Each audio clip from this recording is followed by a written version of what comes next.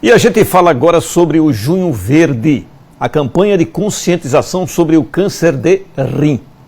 E esse alerta é importante porque a doença apresenta sintomas e sinais silenciosos, o que dificulta o diagnóstico precoce. Quem vai trazer os detalhes agora é a repórter Luciana Góes. Oi, Luciana, que bom ter você aqui ao vivo no Jornal do Estado. Vamos falar sobre este assunto que é muito importante, né? Boa noite para você.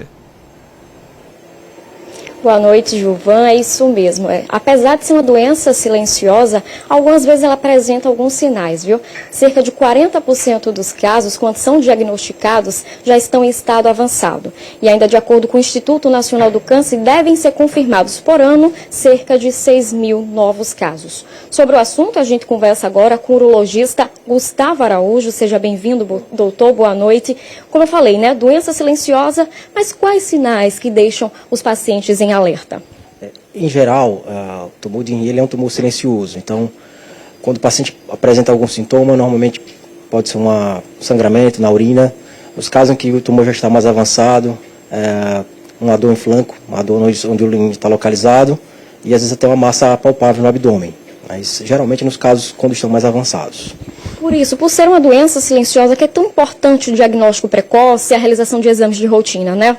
Exatamente. O que a gente aconselha, não existe uma regra para se fazer rastreamento de uma forma geral nos tumores de rim, porque não existe um exame específico, mas é importante que as pessoas façam acompanhamento, os exames rotineiros com alguma periodicidade, em geral de ano em ano. Normalmente a gente consegue detectar esses tumores com algum exame de imagem. O exame mais comum, mais prático de se fazer é o exame de ultrassom. Eventualmente, quando o paciente necessita fazer uma tomografia, uma ressonância, a gente também consegue identificar nesses casos. Qual o perfil de paciente que é mais comum, né, de ter o câncer de rim? Não existe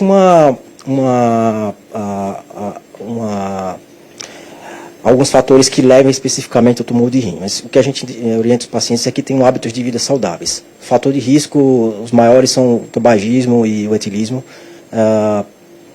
Então, hipertensão arterial, obesidade, alguns pacientes têm alguma predisposição, têm rins policísticos, podem ter uma predisposição maior, têm os tumores de rim.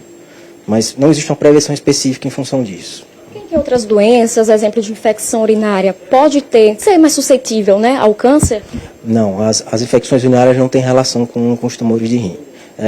Nos pacientes que são mais jovens, abaixo de 45 anos, são mais raros de acontecer, geralmente tem alguma anomalia genética aí, ou familiar associada. Os tumores de rim normalmente acontecem entre a 6ª e a 8ª década de vida, uma idade média em torno dos seus 65 anos. O senhor falou da questão familiar, né? Histórico familiar também é um fator de risco? Sim, os pacientes que têm história familiar, geralmente parentes de primeiro grau, têm um risco mais elevado de apresentar um tumor de rim. Hoje, doutor, qual é a realidade aqui da doença em Sergipe? Em Sergipe, especificamente, a gente tem atendido bem esses pacientes. Eu que trabalho no serviço público, invariavelmente, os pacientes têm sido bem atendidos. E aí a gente estava falando inicialmente em relação aos sinais, né?